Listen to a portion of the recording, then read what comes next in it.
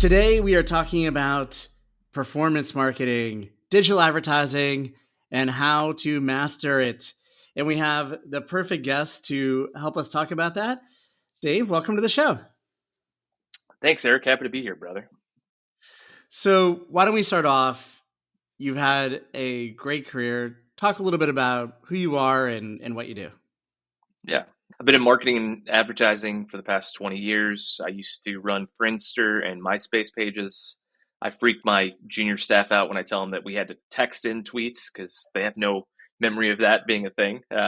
And I've been doing marketing that long. I've been a serial entrepreneur for the past 12 years. I've either started or acquired 11 different firms, sold 9 of them. And a lot of my experience is in the marketing and advertising space, although I have experience in SaaS products.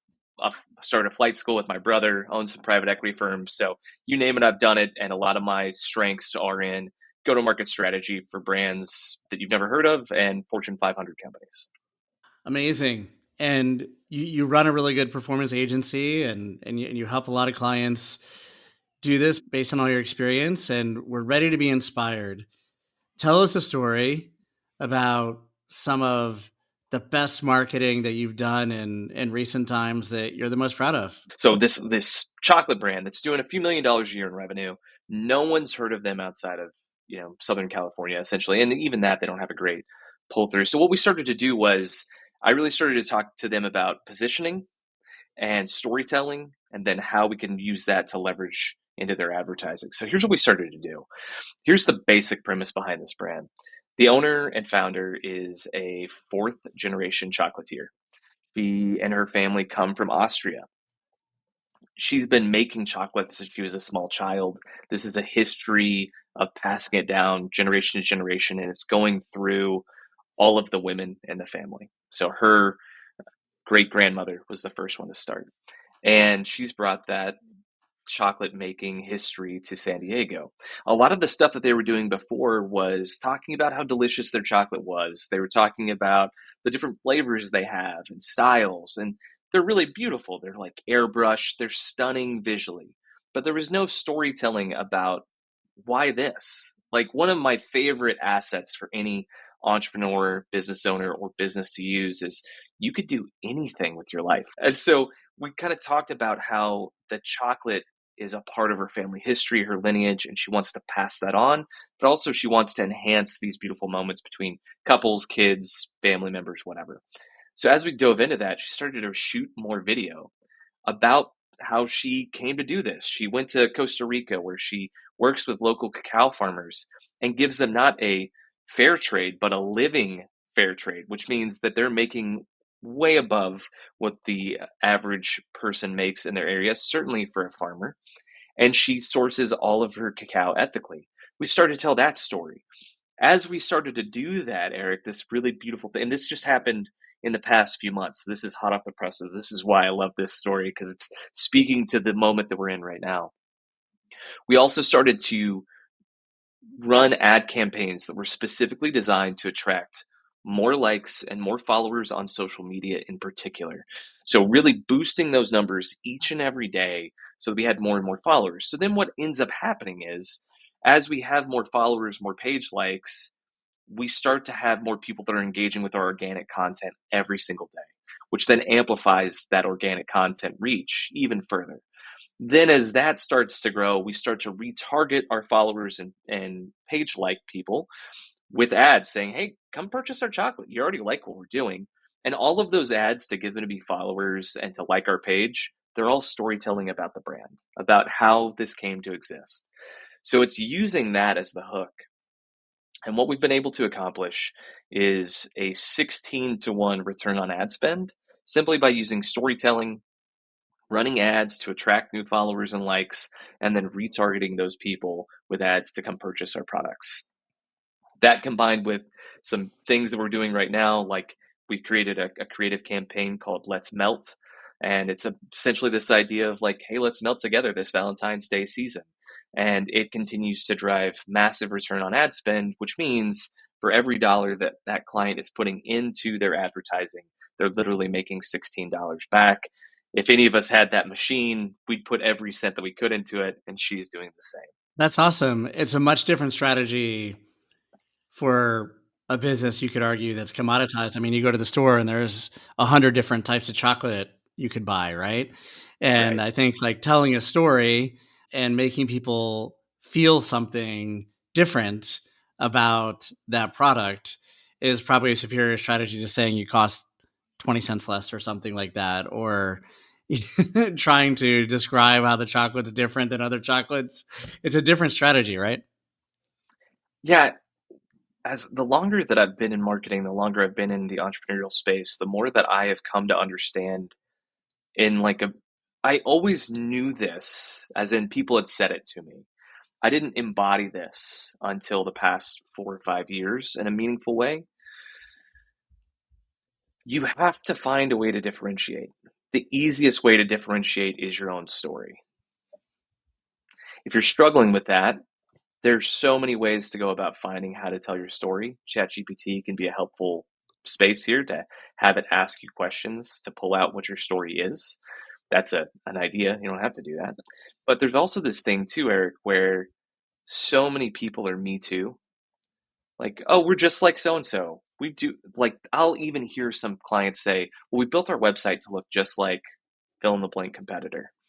And I always chuckle and I go, well, no one no one wants to buy them again. They want to buy you.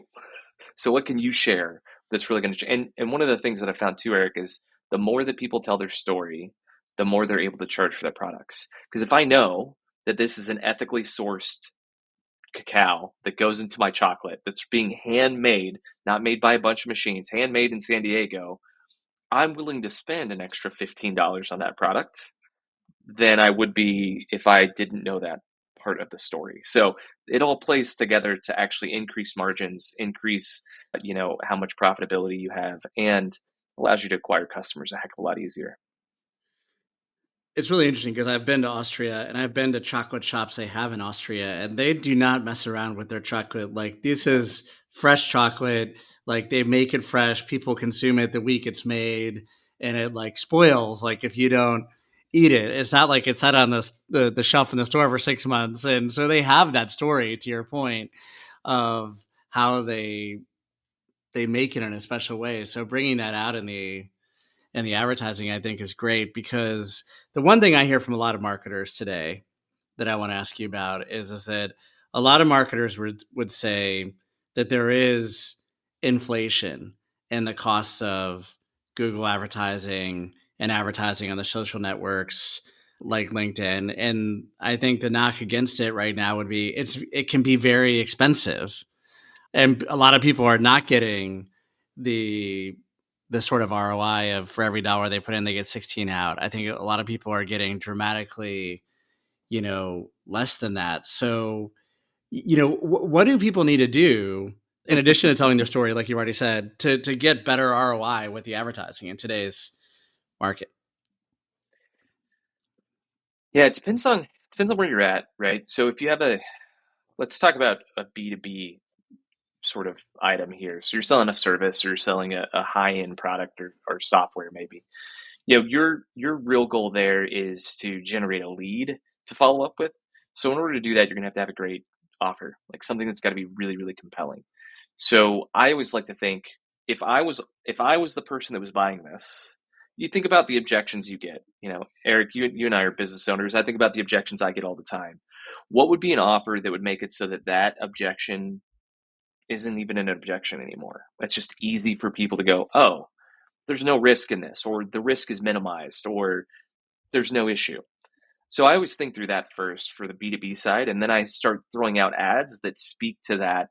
Hey, we do this thing that no one else does. If you're doing on the business to consumer side, like selling chocolate, a lot of it is creating fans and then remarketing to them. Like so many times, I'll give you an example. There's a brand that I've purchased from. I won't mention who they are because it would be mean. There's a brand that I purchased from in 2024, and I drove about $4,000 worth of revenue to that specific brand. Now they're a decent sized company. However, I know that that's an inordinate amount of money for someone to spend with that company. They've never sent me another ad. Now they've sent me a lot of emails. I've never seen another ad online. So it's low hanging fruit. And it's an easy way to get people to come back for a direct to consumer play is just sending them a retargeting ad. It's going to be your cheapest way to get a new acquisition or to get somebody to come back and make a purchase. The other thing that I'd say is add more value, don't reduce your price. Everybody's running to zero, don't run to zero. Add more value and charge more. Like it's by the way, that's an easy thing to say. It's a harder thing to do in practice. It does up level the ability for us to say like, okay, what what do we want to say here? Like what's the most effective thing that we can do to drive more value? And how is that really going to help us achieve our goals, right? So I think that when it comes to getting more return on ad spend, start with retargeting. It's going to be the one that helps you. Think about great offers that where you add more value, you don't subtract, your margin. And if you could figure that out, you're going to be in good shape in B2B and in B2C relationships. And it's also realizing that, there are other platforms beyond AdWords and Meta. Like there's TikTok, there's Reddit, there's Pinterest. We have clients that are crushing it on Pinterest. There are other places for you to go get wins that would surprise and shock you. Double down on those spots that other people aren't playing in, perhaps.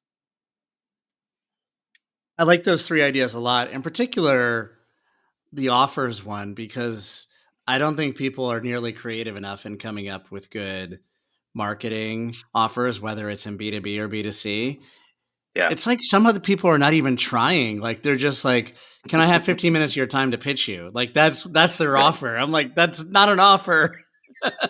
Yeah. So I see other people who do some creative things, like they offer to do a complimentary analysis with no commitment and give you some insights. Like that's giving people some value for their time. And often I would agree to things like that. I see other people using incentives, like, anything from, a come to a lunch or a dinner event to, you know some sort of gift in exchange for their time. And a lot of times incentives work as part of offers because people were going to look at buying the product or service you have, but what the incentive does is that it makes them prioritize you and looking at your Yeah. product for something they would already probably ordinarily do. And you'll get some riffraff and people in there wanting the free stuff, and you just sort of had to figure out how to manage that sort of thing. But I just think that people should be a lot more creative with offers, and I love the idea of going back to customers for repeat business. I think some people don't do that at all, like you're saying, and some people don't do it well. So I think there's some great ideas in there. When I hear a lot of people say that they're not getting a good return on their advertising and that advertising is too expensive, largely I think that it is true because there is like inflation in the cost per click on Google and on Sure. LinkedIn, for example. But I think people can overcome some of that with these tactics. I'm curious when you mentioned other channels, like that's an interesting idea because Reddit went public last year. I haven't heard anybody talk about, oh, I'm killing it on advertising with Reddit. And like when I read Reddit, I'm like, would anybody ever click on any of these ads? Like, I'm just curious, like with channels like Reddit, have you heard are like people killing it with Reddit ads? Our clients are averaging, our clients averaging return on ad spend is a 9.8 on Reddit in 2024. We're recording this in early 2025. So yeah, people are crushing it. It's all about demographics, right? So like when you think Pinterest, you automatically think women. I do. And that's true in the platform statistics. About 90% of the people that are on Pinterest on a weekly basis are women. So when we think about what products or services do we place on Pinterest, it should be geared towards more feminine audience. On Reddit, it's very different. It's 75% men. So I'm thinking about things that are going to make sense there. It's kind of like one of those things where so we represent a brand that makes really nice knives, and They shot a beautiful commercial and said, where do we put it? We said, how much do you have? So we looked at the budget. They don't have a robust budget. They've never advertised on TV before. It's never been a thing they've done. So we said, hey, let's tiptoe into this. Let's advertise on Monday Night Football. It's a really nice, high quality knife on streaming services only. So not on linear TV, on streaming only. And they were spending 25 grand every Monday Night Football game for the entire football season. Their results were massive. Right audience, good creative at the right time. That's the game. So yeah, you can win with Reddit. It just depends on the product or service that you're selling. You got to remember that most home buying decisions are made by women. It's over 90% of home buying decisions are made by women. I think the latest stat that I saw was 93%. So if you're trying to sell like a home services, plumbing, roofing, electric, Pinterest isn't a bad spot for it, shockingly, because they're making the home buying decisions. If you're trying to sell a product or service that is not about the home in particular, finding Reddit is a good spot to go. Really quickly, Eric, because I think it's a fun story about creating offers. I had this client years ago now. They were a wholesaler of cannabis products, and they were launching a new line in California. And so the way that, cannabis laws are set up, you have to produce the item in the state that you're going to sell it within because it can't go across state lines, federal guidelines, that whole thing. So they said, hey, we want to break into California. We're going to do some cold email outreach. One of my agencies was running it in the past, and they said, we just want to give away free samples. And I said, don't do that. Everybody gives away free samples. That's not what they want. They go, we're just going to give away free samples. And I said, look, our job is to book you meetings through cold email outreach. I think you're going to book 1 or 2 meetings a month. This is not going to work. They're like, we're going to do it anyways. Great. So they do it, Eric. First 2 months, they book 1 or 2 meetings. They're like, this isn't working. We need to chat. So I sit down with them and I go, what's your average wholesale client like? There's 450 dispensaries in California. What's your average wholesale client like? They said, well, on the low side, 40 grand, on the high side, 400. Great. Where are they cannabis online? Unless it's in a website you don't necessarily want to be associated with, perhaps. And so you have to really use traditional marketing places, and you have to really think about how to bring foot traffic in, because dispensaries are weird. They're either like this Swiss sanitarium or they're like a seedy back alley, like right next to the back alley where the drug deal used to go down, right? Like there's no in between. Versus breweries, distilleries, wineries, they're kind of family friendly, like they have concerts and events. So here was the idea that I pitched him, Eric, because it'll speak to that offer creation and really acquiring new customers in a profound way. I said, we're going to do one of two things. Let's throw both of these out. One, we're going to do a co-branded billboard. So when people, if they sign up, we'll do a co-branded billboard with the dispensary and say, hey, listen, come buy our cake pops 5 miles down the road at such and such dispensary.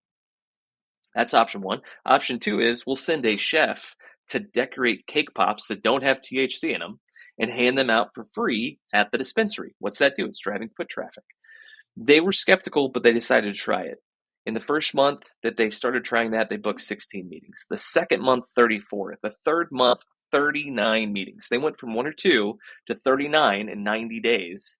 The only thing we changed was the offer. Why did it work? Because they That's were crazy emailing great. general managers, owners, and product managers. They all want to buy it because they're like, hey, it's going to help us achieve our goals. We're going to have people come in and buy these cake pops. Done. So that's an idea of like how I think about offer creation and why it can be so powerful and transformative to your business, is because you're actually helping your clients and customers solve problems that they have after they purchase your product or service. I love it. That's fantastic. Very creative. So, in addition to that, Trump just saved TikTok for the time being. Do you have Yep. clients that have been killing it with ads on TikTok because it's another channel that's relatively new? Yeah. Selling on TikTok is prolific for a lot of brands. There are so many ways to do it too, with the commission based selling that you can do with influencers now. It's actually the way that we're getting the best bang for the buck for most of our clients is by leveraging micro influencers to sell products for a commission. It's going gangbusters. That chocolate company that I was discussing, they've got a number of people that just constantly push their brand. In the advertising space in particular, it depends on the product. A lot of people on TikTok are younger, not everybody. There's 170 million Americans that use it every single week. So it's more than just Gen Z and Gen Alpha. There are certainly millennials on. I'm on it all the time. We have a lot of people on our staff that have many followers as well. And what we're seeing across the board, Eric, is somewhere greater than a 5.5 return on ad spend is kind of the average for our clients right now. And a lot of the things that are working, it really depends on the creative. And that's kind of where advertising continues to go is what you produce in the creative is way more important than it was 5 years ago, 10 years ago for sure. And it continues to be the most important thing outside of the offer. Wow. Full circle back to Mad Men. I love it. That's right. That's right. Uh, So, any other final tips about how people can be successful with performance marketing and advertising in 2025? Anything we haven't covered you wanted to throw out there? Any secrets that we didn't get to? yeah. Oh, give a good one. Have a 72-hour feedback loop. If an ad isn't working in 72 hours and working is defined by your parameters of how it should be, change it. Change up the creative, change up the targeting, change up the offer. If you're trying to get a cheaper and cheaper cost per lead or cost per acquisition, again, don't just try something cheaper. That actually may be counterintuitively impacting you in a negative way. Try something that has more value, more perceived value, and then head in that direction. What you'll find is you can get where you want to go if you're determined to make it happen. It's only when people give up, honestly, or go, well, I just can't figure it out, or I guess inflation is just making everything too expensive. No, give yourself 72 hours. If it's not working, change it. And if you get really good, you can start to make those changes every 24 hours. But move fast, break things, fail fast. You'll find success, I promise. I like that. You got to test things and try different things and give yourselves a clock to test it. Enough time to be right, but change it up, keep at it because just the first thing you try isn't usually always the best thing. So I love it. Thank you very much for being on today, sharing these stories and this great advice.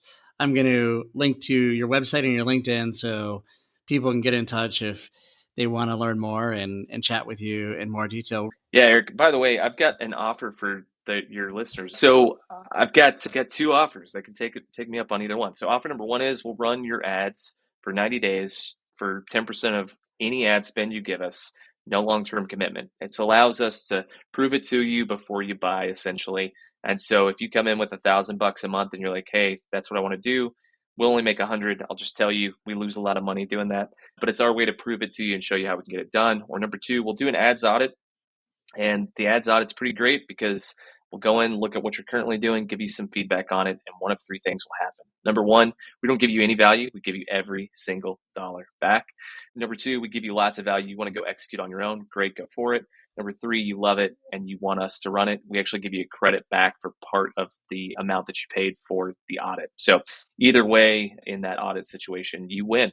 And that's kind of the goal for all of the offers we put together. So love to practice what I preach there. You guys can take advantage of that by emailing me, dave.valentine@finch.com. Just mention the name of the podcast in the email headline, and we'll be sure to get you hooked up. Awesome, Dave. Again, thank you very much for being with us today. We appreciate it. Yep. Thanks, Eric.